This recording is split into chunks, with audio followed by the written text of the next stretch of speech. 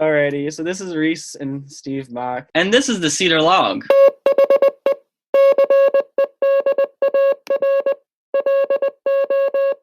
Alrighty, so what's your current role in scouting, and kind of what have you done in the past, or how did you get where you are now? All right. Current role in scouting, I have a couple. Okay. I guess first, an assistant scoutmaster in Troop 18 in Philadelphia, Roosevelt District. I also sit on the Roosevelt District Committee, venturing crew advisor of Crew 1957. Okay. And then I am the assistant camp director at Resica Falls since 2016. That's my fifth summer in that role. Done a whole bunch of different things as part of the district committee. I've run Klondikes and camporees, probably about 5 Klondikes that I've organized, Klondike derbies, and staffed just as many, if not more. Organized 1 or 2 camporees, was the program chair for the 2016 Muster Madness under the Muster Scout Reservation, primarily Camp Delmont, but then the whole reservation. 2,400 person camporee on the property in September 2016. And then I'm also going to be the program co-chair for the 25th anniversary Cradle of Liberty Jam camporee that is going to be held at Muster in May of 2021. Fingers crossed. So those are kind of my main things outside of camp. Gone to Philmont, went hiked there in 2011, 74-mile trek. That was pretty awesome. Oh, wow. Eagle Scout, November 5th, 2009. Also very active with the Order of the Arrow. During my youth, I was a chapter officer. I was the ordeal chair, vice chief of program, and the vigil honor co-chair. And as an adult, I've served in a couple different advisory roles for Brotherhood events, membership, and then Conclave 2018 with you as my chairman. That was probably my favorite event ever. Pretty awesome. Learned a lot from you, so big thanks to you for that.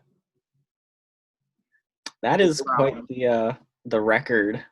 That's a lot of stuff. I don't know how you do that and camp at the same time.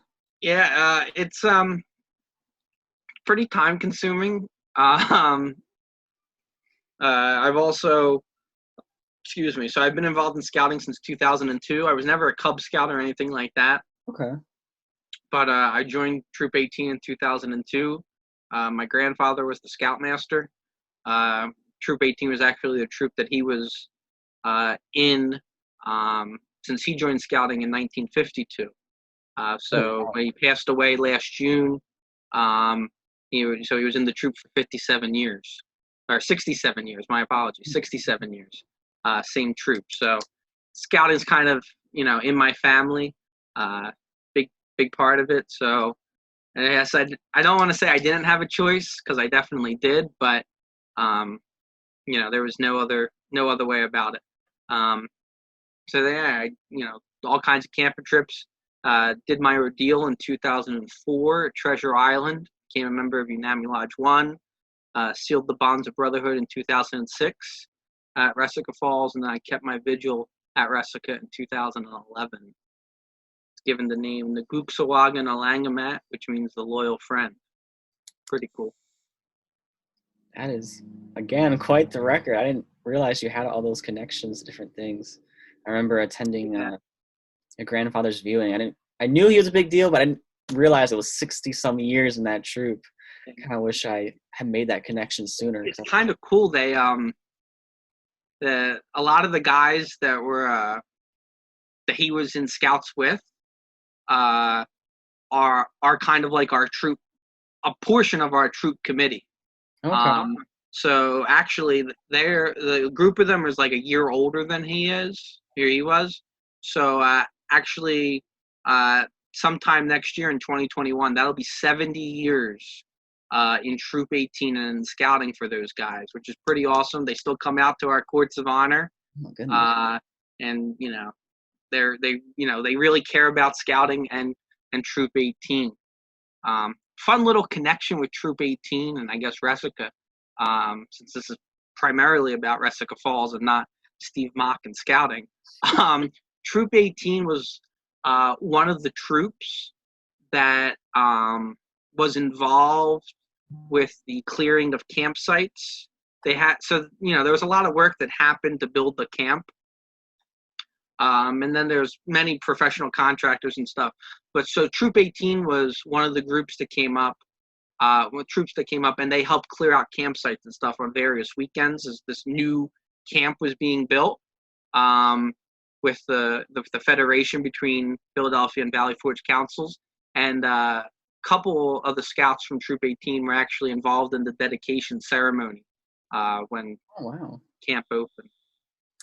I will have to send you some photos because I recently found some from construction and I have some of the dedication photos. So, well, we can see if there's actually any 18s on these guys' uniforms. That'd be kind of cool. I'd probably have to look pretty hard, but yeah, but there's some good ones of like all the scouts in attendance, so you might be able to even recognize faces. That's awesome. So, when did you join the Resica camp staff? So I joined Resica Falls camp staff in 2009. That was my first summer on staff. So I was a little later. I was 17, so I wasn't a CIT or anything like that. Okay. But 2009, working as a handicraft staff member. Alrighty. And then how do you go from a handicraft staff member to assistant camp director? Well, in 2010, I became the handicraft director. So I was running handicraft. And it was actually at that point that in 2009, and for a couple summers before that, handicraft was located on the parade field. Mm-hmm. The shack that is now the pavilion that's now the sports pavilion, and that whole area, that was handicraft. So that's where I worked my first summer.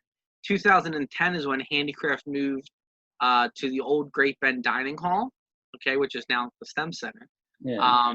But so handicraft moved there. So I was the first director of handicraft in the Bend, and we had half of that dining hall room that was where we did leatherwork, wood carving, basketry, and Indian lore. Those were the 4 badges that were the handicraft thing. 2010, I was the director. Now I don't want to say I was critical of things that happened that summer, but if you ask John Bickle, he'd probably say that Ray Tartaglia and I were a little critical of stuff going on that summer. So he pretty much told us to put our money where our mouths were, and in 2011 we were both commissioners. Oh wow! So he was like, "You guys have ideas? You wanna say things? Let's make stuff happen." So that's just how kind of made that quick progression. 2011, 2012 as commissioner. 2012 I was the head commissioner. Mm-hmm. And then we all kinds of different camp-wide programs and things like that Ray and I kind of worked on together and planned at various points their summers as commissioners. And then in 2013, I was supposed to be the assistant program director. Okay. So John Bickle was going to be the program director. I was going to be the assistant program director, and then there was a team of 4 commissioners underneath of us. And then there was a situation, and John became the camp director at Musser for that summer, running the Cub Adventures in 2013. So as the assistant program director, I got the blessing, and all right, you're now the program director. Okay. So 2013 was my first summer as the program director. Definitely a bit of a trial by fire. Yeah.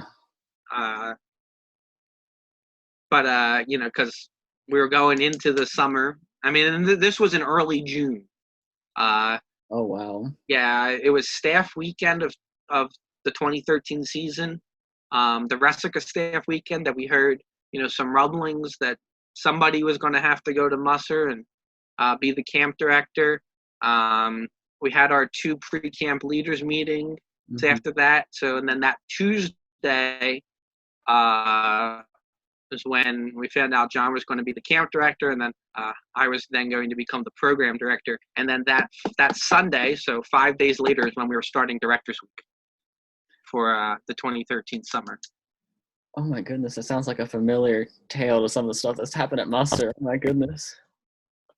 So didn't have too much time to get comfortable in the role, but fortunately, I was I had we had a fantastic team that we were able to come together and do some awesome programs, make that summer truly remarkable. Which, if let me pull up my notes.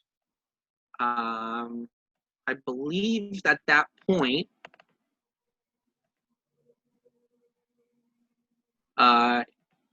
yeah, so that was the highest summer scout attendance wise at that point in Resica's history, or in the contemporary era of history, with 3,152 kids.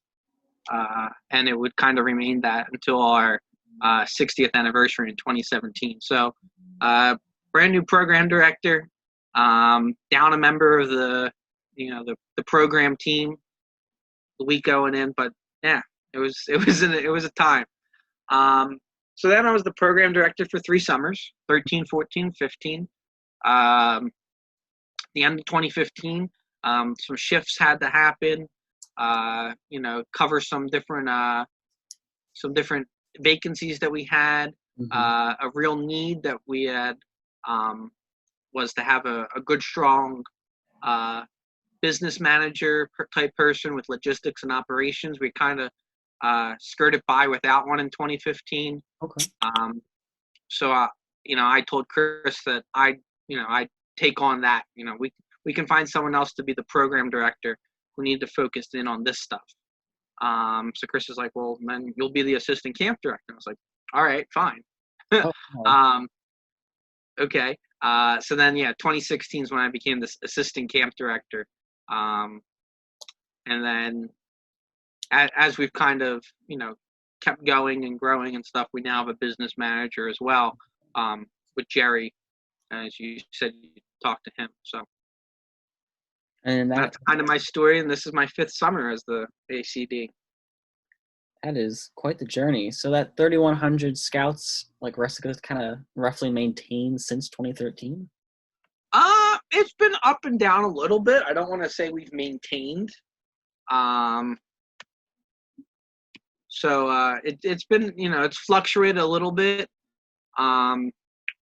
Stayed around 3,100 in 2014. Dropped down to like 3041 in 2015. 2016, we call it the fluke of 2016. It was like a big attendance drop. And we still don't know what the real reason for it was, but we dropped down to 2,500 scouts. Oh. In 2016. Yeah, which, again, that's not a bad number to have. Yeah. By no stretch of the imagination. But compared to the 3,000, 3,100 summers we had been doing, it was a bit of a dip. But it truly was a fluke, because in 2017 we were back up with our largest summer in the contemporary era of 3,163 in 2017. Our 60th anniversary. Kept that 3,100 around that for 2018. 2019 was a little dip, dropped around 2,900 scouts. But and as scouting's membership ebbs and flows, I guess kind of our attendance does too. So just gotta roll with it. Yeah, I remember my troop, we do a 2-year rotation, so we always are going to different summer camps. So when I hear those numbers, I think of other troops doing stuff like that. Because our guys, when they went to Resica in like the contemporary era, loved it, absolutely loved it. But because of our troop rule, we had to go somewhere else for the 3rd. Yeah, and 2013 and 2017, Could have just been those years where, those troops that come every other year and those troops that come every 3 years, they Mm-hmm. lined up and they were all there at that point, versus something like 2016 and 2019. We could have hit where that's the time that every other year and the every 3 year troops aren't there. That makes sense. Yeah. So, I mean, it's so hard to tell. You can't really like pin one thing Yeah. on it, but Well, I guess kind of switching gears. So, what kind of work is done in the off season by, I guess, the camp staff and friends, we'll call them? uh, what kind of work? I mean, uh, it it's really I couldn't even begin to um, I guess quantify the work or qualify the work. I guess a typical. So the camp leadership team has a camp master crew, Mm-hmm. which consists of myself, Chris, and Jerry. Um, and then there's other, dedicated volunteers that are, some of them are consistently on the Camp Master crew. They're there every month with us because we have one weekend at least each month during the off season, September through May. So then we have a group of volunteers, and then we have some other people that come up with us as well occasionally. The three other consistent people are Dave Gibbons, Larry Niebauer, and Matt Gutterman. Um, Matthew McGovern has been there a whole bunch. Um, Dennis Abernathy is there. Chris Smith. So those guys, they're Jeff Astor. So that's kind of the crew. The 8, 9 of us can fluctuate down to 6, can be up to 9. Depending on how it goes. 9, 10 people. But so yeah, we're there one weekend a month, camp mastering, checking in the troops that are staying in camp for the weekend, tent sites, uh, cabin rentals, stuff like that. And then there's always some kind of project that we're doing. We're never not doing something. Even in like January and February when there's a lot of snow on the ground and every troop's out skiing somewhere or something like that, we're still working on something inside. Uh, this past February, bitter cold. At the beginning of the month, we were up there. We worked on, went and we did a whole bunch. Well, so in January, we did a whole bunch of measurements of cabins, rooms, everything, and then we created rough floor plans. Well, in February, we sort of digitized those rough floor plans to have cabin layouts, and then worked on cabin descriptions of what each cabin has and things like that. And that's going to be part of the year-round camping guide Mm-hmm. that Matt Gutterman is kind of spearheading the project on. So there's always something that we're doing. There's always trees that need to be dropped, or trees that were dropped that need to then be bucked up, and we use the Kubota and the John Deere to move them. Or if there's a bigger project going on, we're right there in that kind of thing. So whenever I say off season or somebody says off season, I kind of laugh. Mm-hmm. Sure, we're not there every day like we are during the summer. But when we are in camp, there's always stuff happening, always doing things. And then even when we're not in camp, Chris and I talk, not every day, but probably every other, or several times a week. We'll get together in person at least once a month, if not twice a month. The person that's the program director, assistant program director, will meet with them once a month, all talking about, staffing and, what's next and what are we going to do, what program tweaks, what program changes are we going to make, what's our next project, what didn't go well last summer, what do we need to, kind of work on still. Constantly having those conversations and thinking about things to make the experience better. Next episode of the Cedar Log. is brought to you by the Unami Lodge Square Store. In the Square Store, you can find different patches, apparels, and all things Unami. And now, back to Steve and Reese. That is quite a lot, and explains all the Facebook posts I see from Larry of him painting something or in a ditch or doing I mean, whatever. yes, there's never not something going on. And then though you mentioned Facebook, there's the whole other, the marketing piece of it. That Matt Gutterman designs a lot of those posts, and then Brianna Tartaglia, Ray's wife, does a lot of those postings and comes up with the witty words and stuff that are with the different images and stuff like that. It's truly a team effort. Yeah. It would not happen. It wouldn't be possible if it wasn't a team effort, and certainly if our team wasn't as large as it is. I was always wondering who did all those posts. I actually had to analyze a content strategy for a web writing class at school. And I picked Resica because I was just like, oh, look, why not?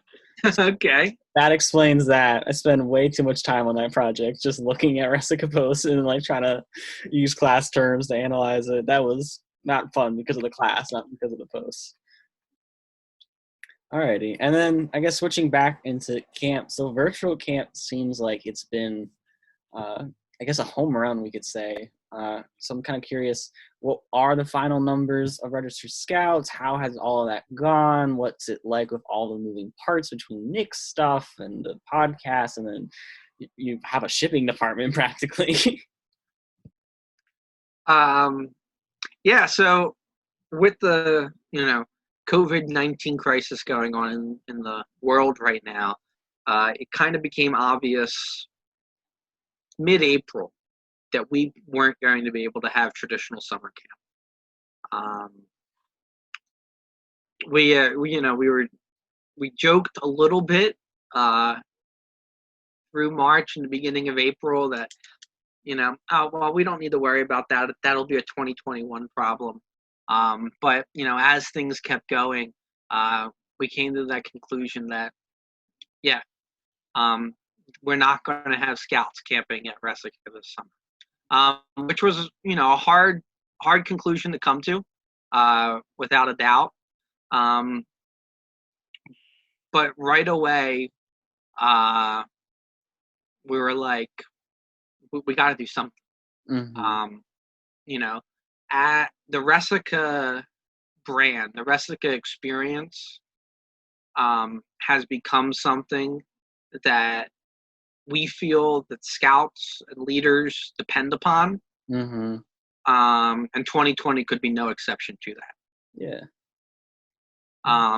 So we lots of late nights, lots of Zoom meetings, conversations, text chats, couple in-person conversations with a very small group of people, and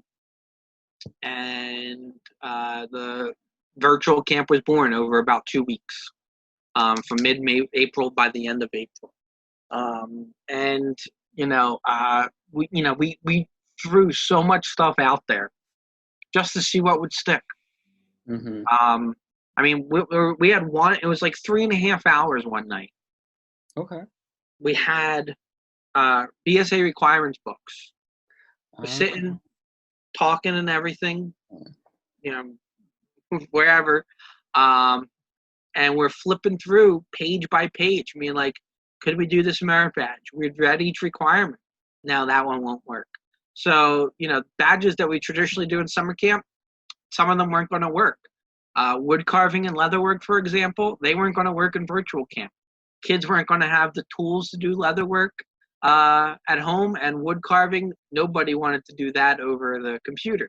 But virtual camp then also afforded us some opportunities as we were flipping through and be like, hey, we could do this. This is a home badge, and we're going to be at home. Our counselors can do this. So things like citizenship in the community and programming, not badges that we typically offer at Resica. We're able to offer those through the virtual camp. So that was kind of like a neat little plus. And, you know, Resica isn't just about the merit badges. There's so many other things, all the different camp-wide activities, the camp-wide programs, the campfires, the nature, you know, of the 4,200 acres. So we're like, well, we need to try and get that too. So, you know, we're like, well, we're absolutely going to do a campfire. So all the staff, you know, recorded their skits, submitted it, edited together, and it's like a little mini show type thing. Scouts own service, camp-wide activities. They're virtual, different games, trivia, and a game night and stuff like that. An electronic e-escape room kind of thing. An OA social. You know, all those other things in camp. We're like, yeah, we have to do this stuff. You know, the badges aren't enough in our head, in our minds, when we were putting this program out, the badges weren't going to be enough. So we put all that stuff together. And I think it's, you know, it's worked out pretty well. There's 1,200, our final totals are 1,207 scouts. Oh my goodness. And 96 leaders. There's leaders programs each night too. We have different trainings and activities and social type things for them to participate in as well. So 96 leaders, 1,207 scouts. And those 1,207 scouts come from 19 different states. Oh my goodness. And I want to get this number right. Comes from where did it go? 53 scouting councils throughout the country, which is about a quarter of the councils, give or take. Oh my goodness. So yeah, we have scouts from all over the country participating in this virtual camp program, and we have scouts all over the country that are receiving welcome boxes. Mm-hmm. You alluded to our packing shipping department. So another thing we said was, you know, scouts are going to do these merit badges. How are they going to do them? Right? At camp, you have program supplies there. You have the trading post that they can go buy their basketry kit in, kind of thing. Well, we don't have that with virtual camp. They're going to be in their homes. So we were like, well, we got to send the stuff to them. So we came up with this idea. We're going to have a little packing shipping department. Send the supplies for the merit badges. Send them, you know, a couple of gifts, stickers, patches, stuff like that. And give them all that stuff so that they were, the scouts would have the stuff that they needed to participate. Yeah, it seems like it went really well. I've seen a lot of positive posts on Facebook from different parents and pictures of their scouts with their boxes and all the items. Yeah, it's gone really well, and I can tell you it was not easy. You know, there was a couple times where I was just like, that's it. Like I was so mentally drained. Like Chris and I just sat there at like towards the end of one day of packing shipping. We're just like, what are we doing? Like, this is insane, but it is going extremely well, and it would not be possible. I mean, you know, Chris and I kind of had the initial idea, and then we brought in the rest of the Camp Master crew, Chris Smith, Jerry, Gutterman, Dave, Larry, those guys. Then we brought in Bobby, Jacob, and Andy, the rest of the program team, and then Ranger Nick. And so it kind of kept building out and out with more people, more ideas, and, you know, how everything was going to happen. But it really would not be possible without the counselors. Mm-hmm. You know, we're running the first-year camper program. There's 2 people running that. We're running 95 merit badge sessions each week with 19 different counselors teaching those badges. and it wouldn't be possible without those counselors. They are pouring their heart, their souls into delivering this program, coming up with different ideas that I, would never have. I don't think I could, teach the badges the way that they're teaching Mm-hmm. in a virtual environment. They were phenomenal. So how many folks were kind of employed in this effort in total? 29. That So is, a little smaller than our traditional Resica staff, but it ended up being 29 people. and that's a lot of scouts. I don't even want to figure out that ratio later. That's really impressive for 29 people to be able to do all of that and then all the extra content. I was definitely watching Nick's videos and listening to the podcast, and then you had all those game nights and stuff that I wasn't in, but I can imagine that was a lot of work. And there's, just like traditional summer camp, there's those 29 staff members. Traditional summer camp, we have about 105 staff members. Those guys are there and they're doing great job and great work. But without, our volunteer base as well, we would not be able to do some of the stuff that we do. Chris Smith kind of took this whole shipping thing and ran with it. He wasn't there each day with us as we were packing or shipping, but he kind of laid it all out, how it was going to work, did the groundwork connecting us with the post office and the Shipping Easy group and all these different things, and it made that happen. Larry puts together, the Leader's Guide and Program Guide for traditional camp this summer. He put together our guide for virtual camp this summer. Dave Gibbons and Matt Gutterman, so many other little things that, I couldn't even name everything that they've possibly done to kind of make this program a success.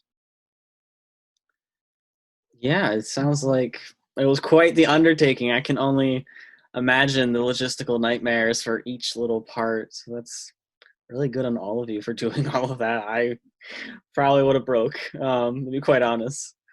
But alrighty. So the next few questions you kind of already answered. All right, here's some more. I guess we'll say nitty gritty, just because I'm kind of writing that history for y'all. So when was welding added as a program? Oh my gosh, you skipped so many questions.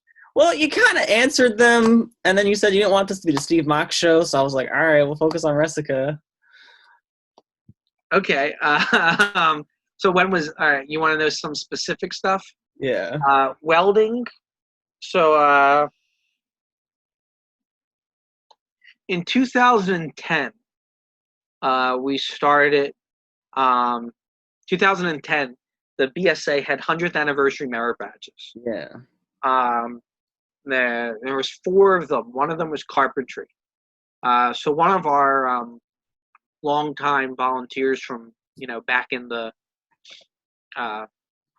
early days, you can call it, Rick Archangel, he taught carpentry merit badge. That was kind of the birth of like our shop program area.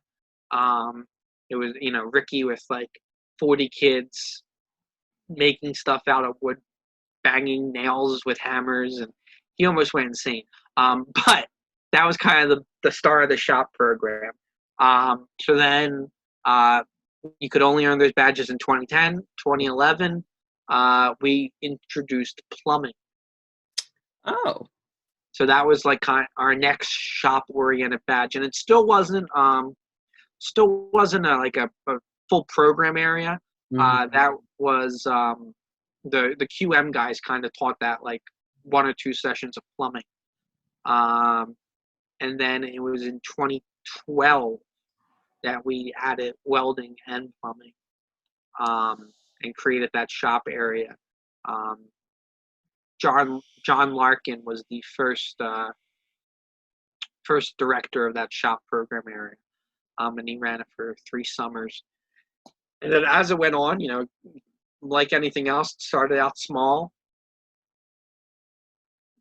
and then gained popularity.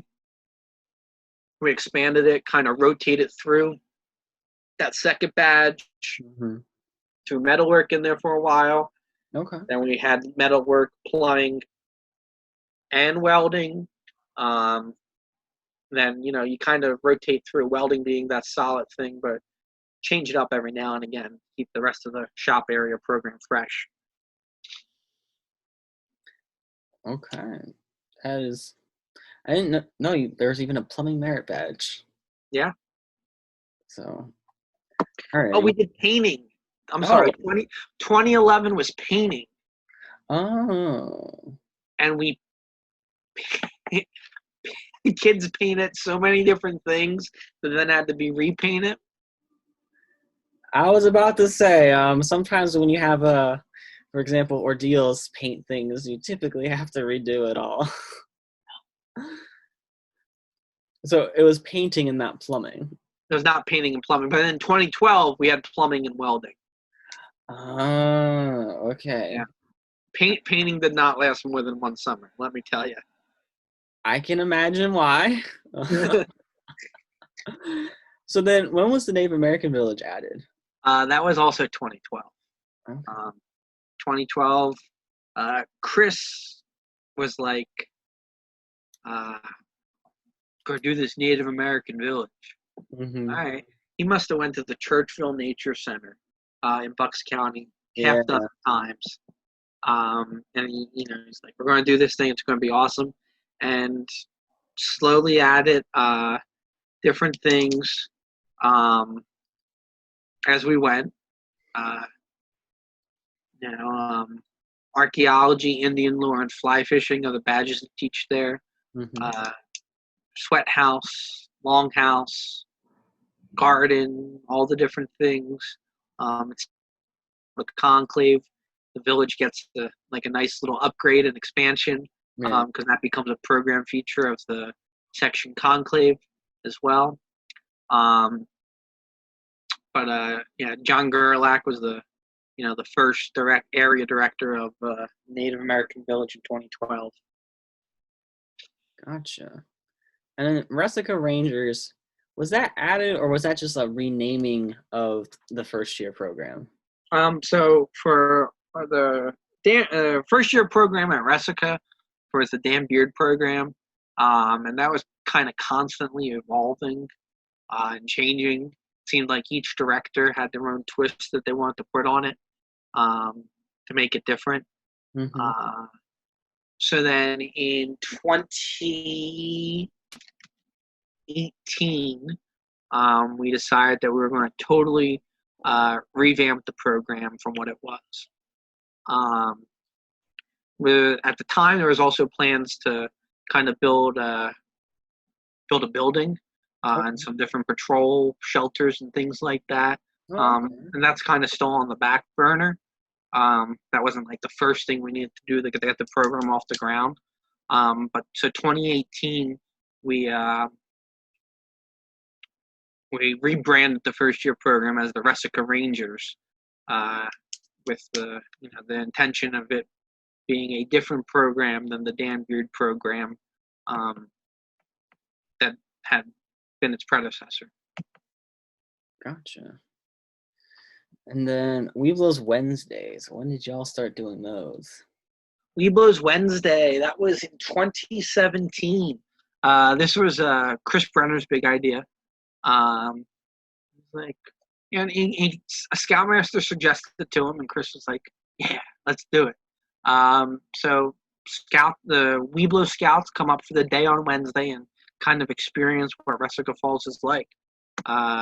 It's a day, 9 a.m. to 3 p.m. Mm-hmm. They get lunch, do different activities in different program areas, and get a little taste of Resica Falls. So what that would be like when they become Boy Scouts or Scouts BSA members, to what Resica would be like. Yeah, I remember at Muster we had a flyer for that, and I think just for Resica in general, and our very, gung-ho Cub Scouts, we would point to that and say, well, you can go to Resica. And a bunch of them seemed quite excited for that. It's pretty cool. And then Tom the Toad, when was he, I guess, carved because it was a dead tree? Yeah, so Tom the Toad was carved. There was a professional chainsaw artist that carved Tom the Toad. That was in 2015. 2015, we kind of did a bunch of renovations around the parade field. So there's the current benches that are there with the 8x10 tops. We built those. Mm-hmm. Myself, Mike Coyne, and Chris's son, Matt Brenner, the three of us, measured, cut, routed the edges, the whole 9 yards for each of those benches, and then there was another crew that was setting the posts, and then it was a combo effort of putting them all together. And then that's also when the blacktop basketball court would be installed, and the human foosball court was built, which also happened in the spring of 2015. We, dug some holes, put some posts in the ground, concrete, and then we came back, built sides. That was our crew that did that. But then Tom the Toad was part of that kind of parade field rejuvenation. I guess started with the clock tower thing 2 years before. But then Tom the Toad, I guess, Jerry probably told you a little bit about Tom the Toad coming from Treasure Island, that whole concept with Chuck Benchetler, and that idea that the Tom the Toad Marching and Hopping Society, neat little thing that Jerry is our president of. Yeah, I gotta see him once COVID's over and get another card. I got one when I was a Cub Scout at Hart, but I definitely need another one. Alrighty, so that's kind of all the questions for, I guess. The field weekend. Field weekend. When was that added? Yeah, the field event weekend. The first one of those was in 2018. Okay. And then I guess kind of backtracking to girls. So how many girls attended that first summer that I guess the Scouts BSA was a thing? So 2019, if I recall. 2019. Right? Yeah, first summer with girls. We had 111 girls.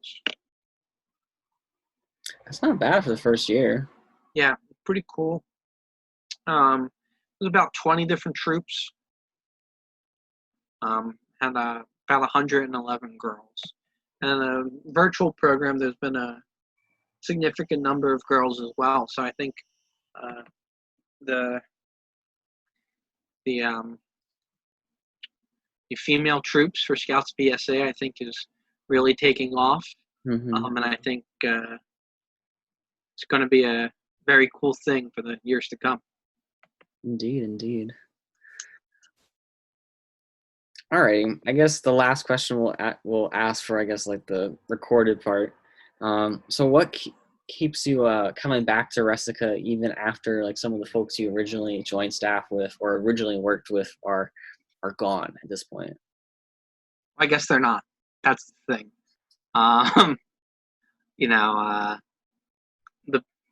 The people that I started working with in 2009, Dave Gibbons, Matt Gutterman, John Gerlach, Ray Tartaglia,